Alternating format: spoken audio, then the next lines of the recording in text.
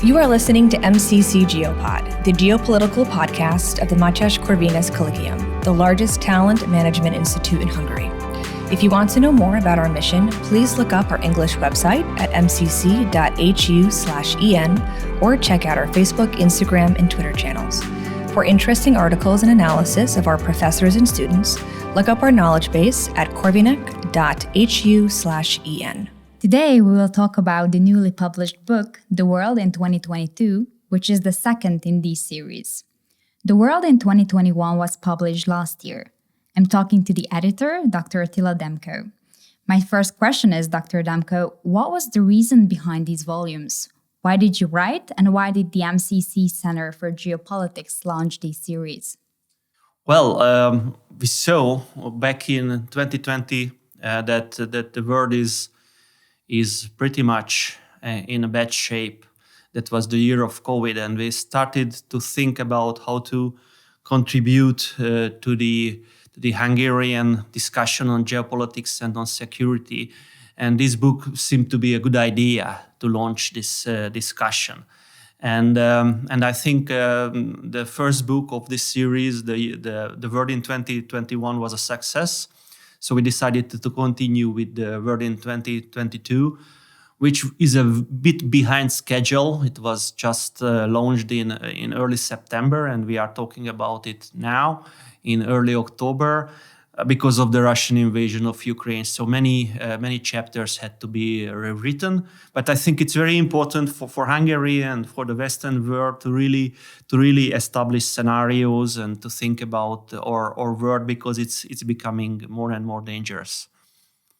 What I found very interesting is the fact that you refer to 2021 as the second of the bad years. Could you please elaborate on that?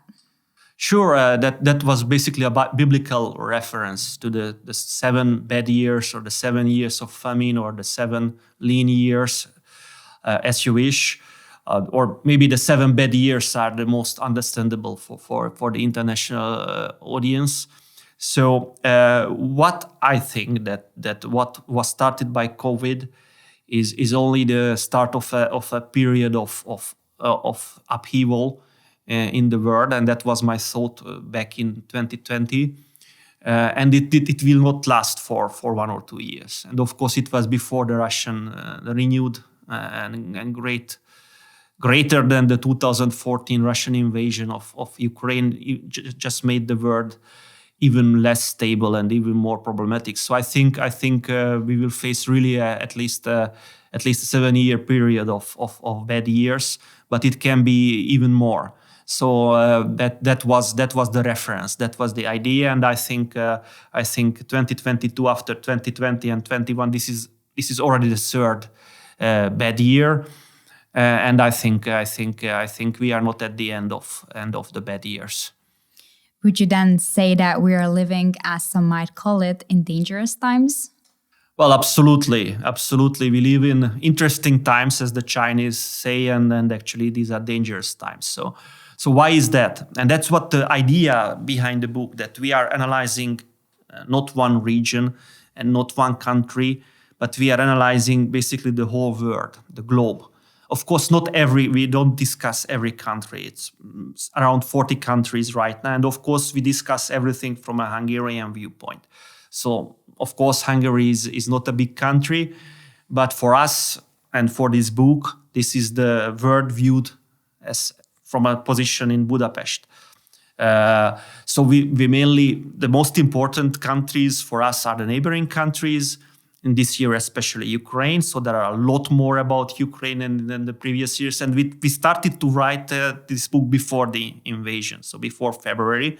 So actually, at least 4 different topics were discussed in Ukraine before the invasion, like the cities of Ukraine, how their population decline is happening, then of course predictions of a possible conflict with Russia, and that part, of course, we changed after the invasion started. Also, we dealt a lot with the Ukrainian internal politics, even in the original book, which was partly rewritten after the invasion. So in March and April, we were rewriting a lot of stuff. But Ukraine was already a top country in our analysis before the invasion. So it's about Ukraine, but also we analyze the possibilities of famine in Africa.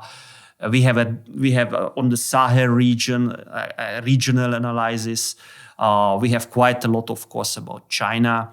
We have about the V4 countries, we have one analysis about the future of the EU, how the EU's different scenarios, what are the different scenarios for the future of EU. We also have a chapter on NATO. We also have a chapter on the next decade. So the final chapter is basically a chapter of educated guesses or predictions on the future of Hungary and of course Europe and the globe in the next 10 years. So what can happen regionally and globally? So it's a pretty big book. I don't know. We published it online now, and it's going to be published in a book format. But in a book format, it's going to be like 400 or 500 pages. So it's much longer than the previous year's book. Of course, length is one thing, but we really analyzed more countries and more topics than last year. So it's quite dense. And we have new chapters. After the invasion started, we put a new chapter on the drones and the use of drones in war. So it's a military. Unfortunately, it's in Hungarian, but next year definitely we plan a version in English, and of course, since it's online, it can be translated for the English-Hungarian online translation is quite good. So anyway, this is a large project, and basically this is the flagship project for the Center of Geopolitics, and I'm very excited actually to see it as a book, because even if you live in the digital world and it's already published digitally, the real thing is when you have the book in your hand. It is really good that you put some focus on the Central European region. Let's think about our dear country, Hungary. How would you characterize the major developments and directions of the organizations that affect us as well? For example, NATO, the EU, and of course the Visegrad Group. Of course, NATO is the cornerstone of Hungarian security, and I think the reaction of NATO to the crisis in Ukraine and then the invasion, because it started with a crisis, of course, back in the autumn of last year, and it developed into an invasion in February, was good. It was reassuring that NATO reacted so fast and so well. And the divisions within NATO, since we have seen some divisions between France and the US, and we are discussing that. I mean, the submarine case in a different chapter. The Australian submarine case, which was the rift between France. But these rifts seemingly healed. And NATO was swift to react. So that's one of our chapters. And the other is the EU. And of course, EU reacted fast. From Budapest, some of the reactions are good and okay, and some others are not that wise. And of course, the EU, I personally feel a problem that it's really becoming an ideological organization, or an ideological union, and not a union of the common good. It's a problem, definitely for Hungary and for many Hungarians, that we feel ideological pressures like once we felt from Moscow. Of course, I don't compare the Soviet Union and the communist era to what we have today, but unfortunately, ideology plays a great part in decision making in Brussels. So we write about that we have to return in a way to the roots, to be more rational, less ideological, because we see a danger. The European Union is a great thing for Central Europe and for Hungary, but if it becomes an ideological organization, a union led by ideology and not by reason, then we can see many more upheavals. And of course, we see now Brexit, what a big loss for Europe was Brexit. And of course, we shouldn't go down that road. So there must be more understanding and more acceptance of divisions of ideology and thinking within the European Union. If the EU is in danger, what other alternatives are there for our country? Yeah, I don't think the EU is in danger, but the EU is definitely not the same EU as we joined in 2004, and there are many things which changed without consulting the states of the European Union. So the Commission is becoming without proper consultations, is becoming more and more like a government. And the European Parliament has a huge say now, or a far greater say than before. And we see definitely it's an ideological approach, has an ideological approach to countries with a lot of bias. And the legitimacy of the EU Parliament, of course, European citizens vote for it, but do they know exactly what the Parliament is? And so I think it's very far from the citizens. So it's in a dream world, not in the world of the European citizens, and this is bad for the European Parliament. This is bad for Europe, and actually it's bad for the future of Europe. Because a strong Europe is the interest for all European countries. Alone, even the biggest European countries are small on a global scale. But we have to understand again that we have to measure every country with the same measurements, and not through the measurements if this country is following ideologically the main line from Brussels, or have different opinion on cultural and other issues. So I don't mean that, of course, if there is corruption in one country or that is seen, it has to be investigated, or if there are serious breaches of human rights. But I can tell you many examples when Hungary was singled out, while all direct measurements show at least half a dozen European Union countries which are not doing nearly as much in that field than Hungary in terms of positive measures, and they are not singled out. So I do have a sincere problem with how the European Union works, and this was my chapter. Actually, I wrote this chapter, and I do have fears for the European Union if it continues like that. Since this is a very good thing for Hungary, this is joining the EU. I voted for it in 2004. So it was a personal chapter for me to write my personal worries, because I want to see a successful European Union in 10 years or in 20 years. Based on the insights of the world in 2022 and the very recent international developments, what can the world actually expect from 2023, the next year? Well, we discuss, of course, in every chapter which deals with countries. So, of course, we deal with United States, Russia, China in different chapters. So every chapter talks about what happened in 2021 and 2022 so far, and what may happen in the remainder of 2022 and the next year. And generally, the chapters are not very positive on 2023. Of course, there are some countries which are more resistant to crisis, economic crisis, or the war. There are some regions of the world which are profiting from the war, especially those countries who are selling oil and gas. And of course, there are many others which are less affected. But what we see that most countries are very negatively affected by the Russian invasion. Of course, Ukraine is in place number one, which is the worst affected country. Ukraine is in a dire situation economically. And even without the continuation of the war, 2023 would be an extremely hard year for the Ukrainian people. But with the continuation war, I think it will be a terrible year, whatever happens on the front lines. And of course, for Russia too. So the second biggest loser of this war, actually, Russia. And Russia will not recover, I think, from the current year's economic crisis and societal crisis the next year. And I think Russia put itself on a long-term declining trajectory with invading Ukraine. Whatever reasons they had, I think they already lost the few chances to stop this war on favorable terms for Russia. So whatever, even if they manage to take some Ukrainian land and freeze the conflict at one point in 2023, which is still the most likely scenario despite recent very important Ukrainian victories, as Russian mobilization forces will come in the next few months. And they are not in early October, as we talk, they are not on the front lines. But even if that happens, Russia is the second biggest loser, of course, after Ukraine in this war. But all of Europe is losing.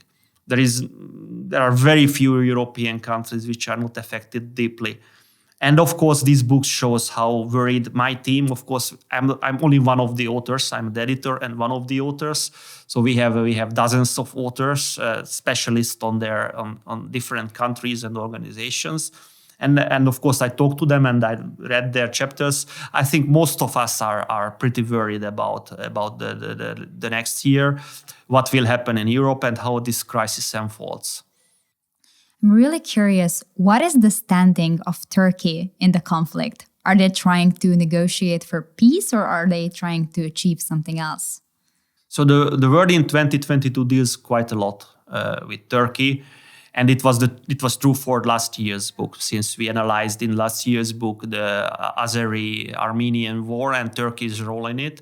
And again, we deal quite a lot with Turkey. So Turkey is a very important geopolitical player, not only in its region. So Turkey is now visible on the global level, and I think their standing in the crisis is very peculiar. I think Turkey is, of course, doing Turkey's bidding. So whatever Turkey does, it's for Turkish interest and not for moral reasons. And of course, Turkey supports, with one hand, Ukraine, and with the other hand, deals with Russia quite a lot. In terms of not only of energy developments, nuclear power plant, gas deliveries, but also politically. But it's understandable. For Turkey, the nemesis was for centuries Russia. So the biggest enemy of Turkey was Russia, and still there are conflict points with Russia, which is the Azeri-Armenian one conflict. The Turkey and Russia may collide, and I think the Turkish maneuvering helped Turkey, and Russia's weakening helped Turkey, and the other is Syria. And of course, Russia is the stronger player still in this relationship, but Turkey does have its ambitions to regain at least part of its former lost power and sphere of influence. Turkey remembers the past of the Ottoman Empire. And I think there is still far more grandiose thinking in Ankara than in any other similar-sized countries, maybe except for Iran, which is also a historic world power. So these are historic countries with deep heritages. And of course, we deal with Iran also. That's a very interesting country. So I think Turkey is at the same time in quite a big trouble economically. Because of the lira, because of the economic woes created by the COVID and also by the crisis, but also have big opportunities to gain. And Turkey is pursuing it with interest, with iron hand and resolve. That does not mean that they do not make mistakes, but until now, one of the victors in terms of geopolitics of this crisis and the weakening of Russia is Turkey.